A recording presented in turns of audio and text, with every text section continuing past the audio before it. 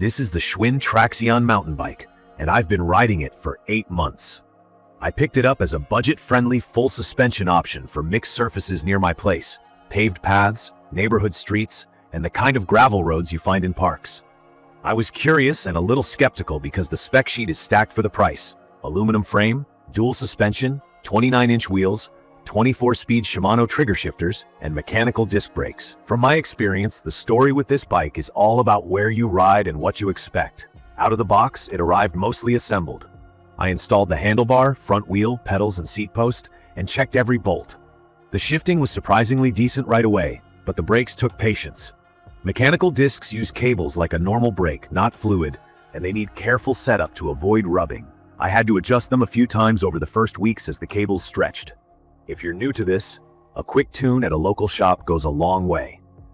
I also learned to dab a little thread locker on the derailleur limit screws because they wanted to wander, which helped keep the shifting consistent. Key features that stood out over time.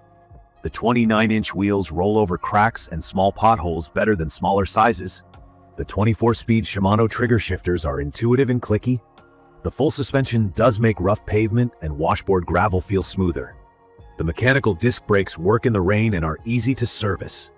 The double-wall rims are tougher than the single-wall stuff I've seen on cheaper bikes. The 2.25-inch knobby tires have bite on dirt but feel slow on asphalt.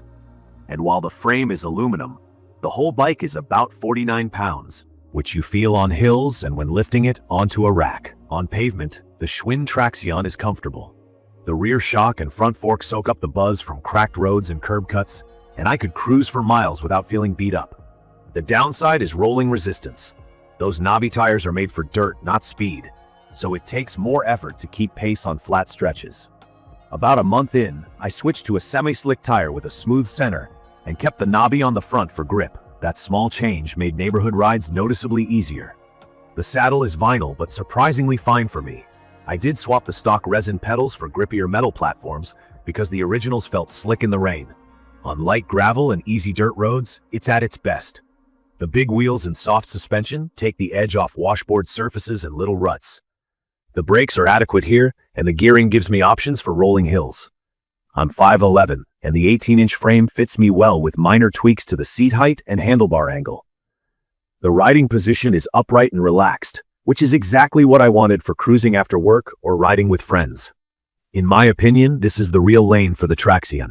Comfort-focused rides where speed and technical handling aren't a priority. On actual single track with roots, rocks, and steeper sections, it shows its limits fast. The rear suspension is a simple design without much damping, so it feels bouncy when the terrain gets rough. When you push hard, the bike rebounds like a pogo stick and wastes energy, which people often call pedal bob. The brakes need a firm squeeze on longer or steeper descents, and the power and modulation just aren't there like you'd get from hydraulic discs. The weight becomes a factor too. Climbing feels like a workout before the workout. Cornering hard, I could feel some flex through the back end, which didn't inspire confidence. If your plan is real mountain biking, this isn't the tool for the job.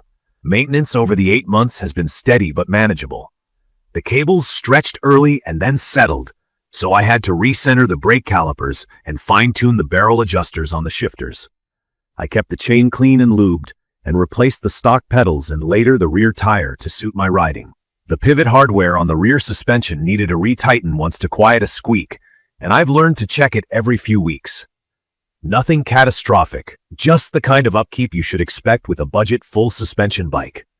If you're new, derailleur is the part that moves the chain between gears. Keeping it adjusted means smoother shifting and less chain noise. It's worth talking about the weight. At 49 pounds, this bike isn't light, even with an aluminum frame. The frame material helps with corrosion resistance and stiffness in places, but the components and full suspension layout add up. I noticed it most on hills and when lifting the bike into the car. If you're planning a lot of climbing, you'll feel it. As for fit, it's an 18-inch frame with 29-inch wheels, and I'd say the suggested rider height Schwinn gives is realistic. The one-size setup won't suit everyone perfectly, but with a seat post adjustment and a different stem length, you can get comfortable. For me, the cockpit feels relaxed, good for longer casual rides where I'm not pushing the pace. I want to call out what I think this bike is and isn't.